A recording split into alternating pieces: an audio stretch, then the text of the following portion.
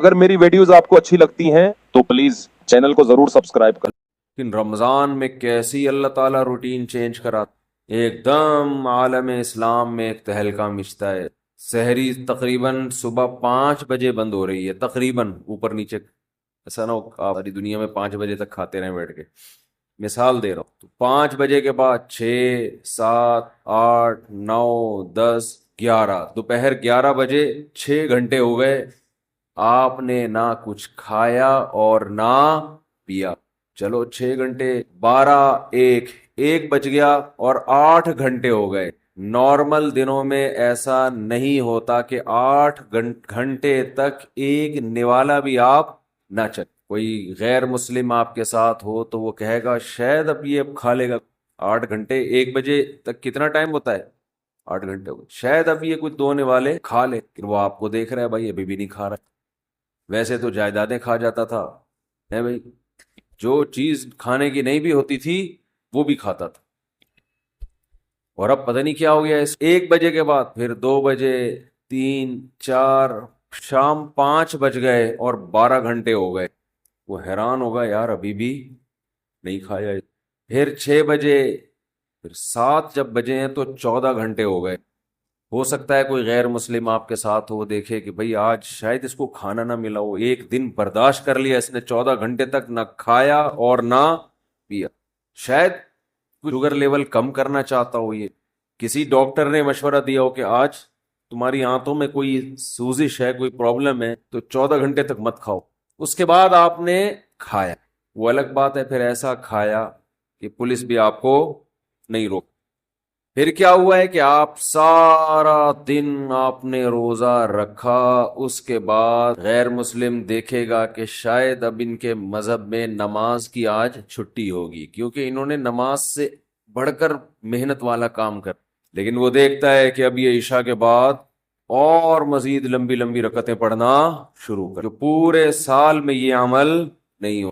انہو یراک حین تقوم وتقلبک فی الساجدین. اے نبی جب آپ نماز کے لیے کھڑے ہوتے ہیں وہ اللہ آپ کو دیکھتا ہے، اور سجدہ کرنے والوں کے ساتھ الٹتا پلٹتا بھی آپ کو دیکھتا ہے اللہ.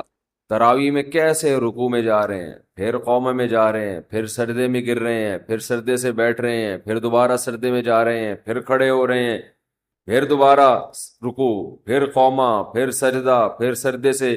کوئی کھڑے ہو کر دیکھ رہا ہو جس نے کبھی یہ عبادت نہ دیکھی ہو تو وہ حیران ہوگا نا کہ یہ مسلمان پاگل ہو گئے ہیں، دماغ خراب ہو گیا ہے، ان کو ڈاکٹر نے ایکسرسائز کا کہا ہے، ایک ہی کام کیے چلے جا رہے ہیں، کیے چلے جا رہے ہیں، رکنے کا نام لے ہی نہیں رہے. جس نے کبھی یہ عبادت نہ دیکھی ہو تو حیران ہوگا نا یہ کر کیا رہے ہیں. ایسا تو کسی چرچ میں نہیں ہوتا، ایسا تو کسی مندر میں نہیں ہوتا، ایسا تو کسی یہودیوں کی عبادت گاہ میں نہیں ہوتا. کتنی لمبی لمبی رکعتیں ہوتی ہیں تراویح. تو کوئی غیر مسلم دیکھ رہا ہو کہ آج انہوں نے یہ کام کیا 14 گھنٹے، شاید کسی ڈاکٹر نے مشورہ دیا ہو. پھر دیکھتے ہیں اگلے دن پھر اٹھے یہ اسی ٹائم پہ ہے بھائی. پھر 4:45 5 بجے تک کھایا، اس کے بعد پھر کھانے پینے سے رک گئے. اب پھر 6 گھنٹے ہو گئے کچھ نہیں کھا رہے، 7 گھنٹے ہو گئے، اس نے سوچا 8ویں پہ شاید کھا دیں. 9 گھنٹے ہو گئے، 10 گھنٹے ہو گئے، 11 گھنٹے ہو گئے، 12 گھنٹے ہو گئے، 13 گھنٹے ہو گئے، 14 گھنٹے کے بعد جا کے پھر کھایا. تو وہ کہے گا یہ باولے ہو گئے ہیں، یہی کہے گا نا، ان کا دماغ کیا ہو گیا ہے. یار ایک دن ڈاکٹر مشورہ دیتا ہے، 2 دن دیتا ہے، پھر وہی تراویح. وہی مریخ سے آیا ہوا تھا نا کوئی جس کو پتہ نہیں تھا رمضان، اگلے دن دیکھا پھر وہی. ویسے تو بڑے بدماش ہیں یہ، ایک نہیں مانتے خدا کی، لیکن اب انہیں پتہ نہیں کیا ہو گیا ہے. پھر تیسرے دن، پھر چوتھے دن، پھر 5ویں دن بھی وہی روٹین، 6ٹھے دن بھی وہی روٹین. اس نے کہا اب یہ نارمل روٹین پہ آئیں گے، کل سے ان کا ناشتہ شروع. تو 2 دن نہیں، 3 دن نہیں، 4 دن نہیں، 5 دن، 6 دن، 7ویں دن بھی ویسے ہی، 8ویں دن بھی ویسے ہی، 9ویں دن بھی، 10 11 12 13 14 15 16، بالآخر جا کے 29 یا 30 دن تک یہی کرتے رہتے ہیں. 30 دن کے بعد جا کے اللہ ان کو سہولت دیتا ہے بھائی اپنی پرانی روٹین پہ واپس. یہ بھی کیا ہے، اللہ اپنے بندوں کو اپنا آپ یاد دلاتا رہے. کوئی ہم سے پوچھے گا تمہیں کیا ہو گیا، اچھے بھلے تم صبح سو کے اٹھتے تھے، ناشتہ کرتے تھے، کوئی صبح صبح نسوار لگا رہا ہے، کوئی صبح صبح پان کی طرف جا رہا ہے، کوئی گٹکے کی طرف جا رہا ہے، کوئی چائے پی رہا ہے، یہ کیا ہو گیا تمہیں؟ تو ہم جواب میں کیا کہتے ہیں؟ بھائی یہ کیوں کر رہے ہیں ہم، کس کا حکم ہے؟ تو اللہ اپنے آپ کو یاد رکھوانے کے لیے ہم سے یہ کام کروا. سمجھ میں آ رہی ہے بات کہ نہیں آ رہی ہے؟ اللہ چاہتا ہے کہ میں یاد رہوں تمہیں. آپ کہہ سکتے ہیں کہ بھئی ہم نماز پڑھتے تھے پورے سال تو اللہ کو یاد رکھتے تھے نا، فجر بھی پڑھ رہے ہیں، ظہر بھی پڑھ رہے ہیں، عصر بھی، تو بس کافی ہے نا. کافی اس لیے نہیں ہے کہ یہ چیز نمازی کے لیے ایک روٹین کی چیز بن جاتی ہے، عادت پڑ جاتی ہے، وہ بھول جاتا ہے. وہ سمجھتا ہے کہ جیسے بچے اسکول جاتے ہیں نا، تو بچوں کو تھوڑی پتا ہوتا ہے میں نے اسکول اس لیے جا رہا ہوں کہ میں سائنسدان بنوں گا، میں ڈاکٹر بنوں گا، میں انجینئر بنوں گا، میں پائلٹ بنوں گا. بچے اس کے لیے جا رہے ہوتے ہیں، ایک روٹین، ایک عادت پڑ چکی ہے. وہ کہتے ہیں زندگی میں ہم پیدا ہی اس لیے ہوئے ہیں کہ رات کو ہم نے جلدی سونا ہے، صبح اٹھنا ہے، ہماری امی نے ہمیں ناشتہ کرا کے دھکا دے کے وین میں بٹھا دینا ہے، پھر وین جائے گی، پھر وہاں ہم اتریں گے، ٹیچر ہمیں پڑھائیں گے، پھر چھٹی ہوگی، پھر وہاں سے گھر آئیں گے، بس. تو وہ روٹین کی چیز بن جاتی ہے. اللہ تعالیٰ اپنے بندوں کو اپنا آپ یعنی اللہ یاد دلانے کے لیے عبادت کی روٹین میں چینجنگ لاتے رہتے.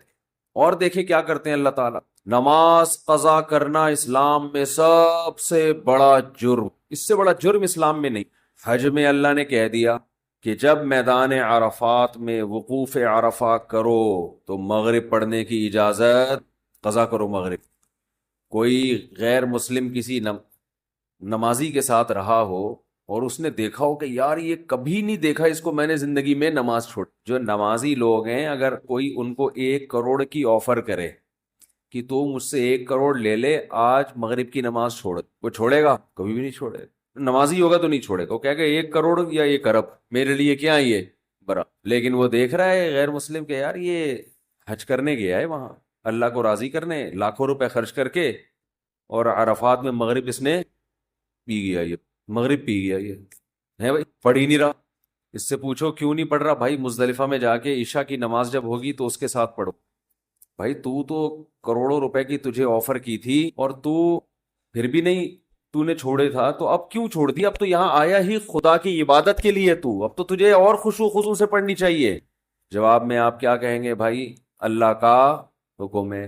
تو یہاں بھی اللہ اپنے آپ کو یاد کروانے کے لیے ہم سے مغرب کی نماز قضا کروا رہا ہے، تاکہ احساس رہے ہم پڑھتے جب تھے نا تو روٹین کی وجہ سے نہیں، اللہ کی وجہ سے پڑھتے تھے.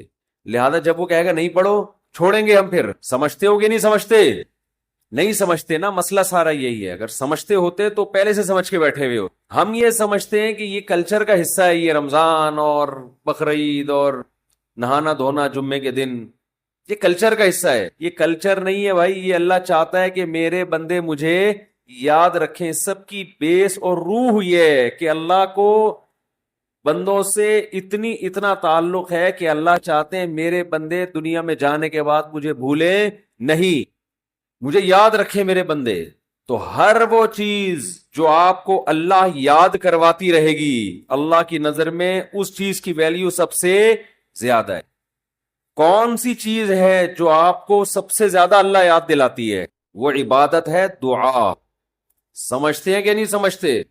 آج دعاؤں میں زیادہ زور نہیں ہے، یہ بڑا مسئلہ ہے. بھئی کچھ نہ کچھ وقت نکال کے ہاتھ اٹھا کے اللہ کے سامنے گڑ گڑایا کریں. آج ہم لوگوں نے دعائیں مانگنا چھوڑ دی. جب انسان اللہ کے سامنے دعا مانگتا ہے وہ اللہ سے باتیں کرتا ہے. اگر توجہ سے دعا مانگے، دعا ایسی چیز ہے کہ یہ اللہ اور بندے کا جتنا مضبوط کنیکشن بناتی ہے، اتنا کنیکشن دنیا کی کوئی اور عبادت نہیں بناتی.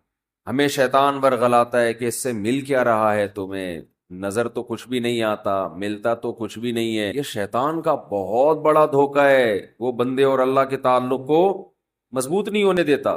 حضرت عمر رضی اللہ تعالی عنہ فرمایا کرتے تھے کہ مجھے اس کی زیادہ فکر نہیں ہوتی کہ میری دعائیں قبول ہو رہی ہیں کہ نہیں ہو رہی، مجھے زیادہ فکر اس کی ہوتی ہے کہ دعائیں مانگنے کی توفیق مل رہی ہے کہ نہیں.